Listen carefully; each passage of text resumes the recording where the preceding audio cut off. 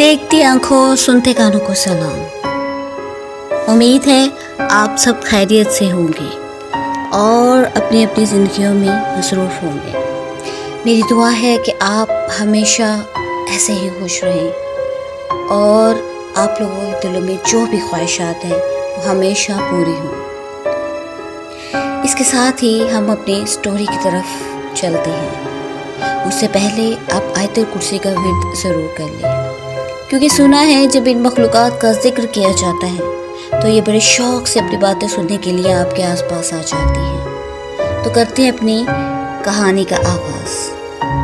रात के 12 बजे थे। लाहौर के पुराने मोहल्ले में गलियाँ सुनसान थी।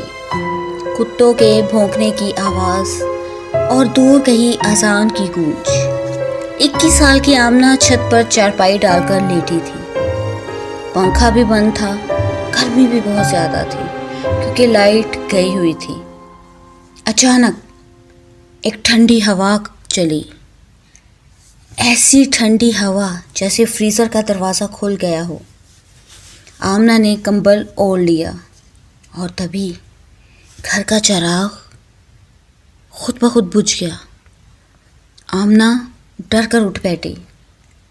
इसने सामने खिड़की की तरफ देखा। चांदनी रात थी। दरख्तों के साए हिल रहे थे और दरख्तों के पीछे एक साया खड़ा था, बहुत लंबा, बहुत ऊंचा। उसका चेहरा धुंध में छुपा हुआ था। सिर्फ 2 आंखें नजर आ रही थी, आग जैसी सुर्ख आंखें।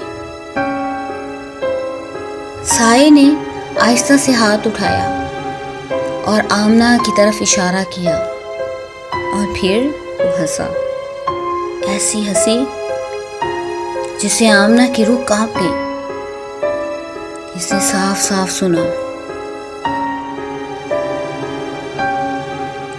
उस साये ने इसका नाम पुकारा, आमना।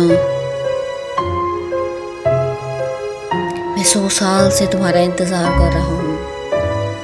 आमना चीख कर अंदर भागी। अम्मी ने पूछा, क्या हुआ बेटा? आमना ने कहा, कुछ नहीं, बस डरावना ख्वाब था।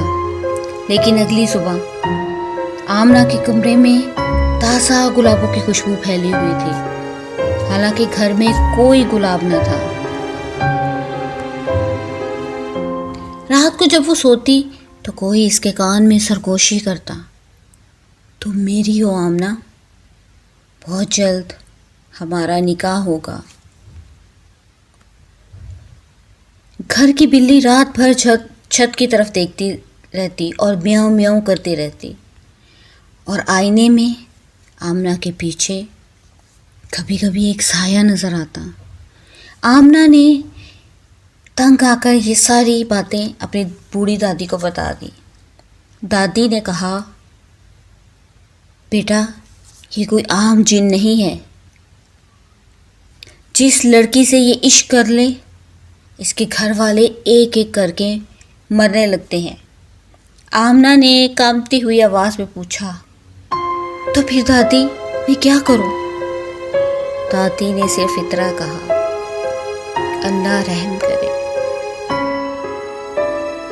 तो आज की स्टोरी बस यहीं तक। अगले पार्ट के लिए आप चैनल को सब्सक्राइब करें ताकि जैसे ही अगला पार्ट अपलोड हो आप तक उसकी अपडेट पहुंच जाए। खुदा हाफिज़।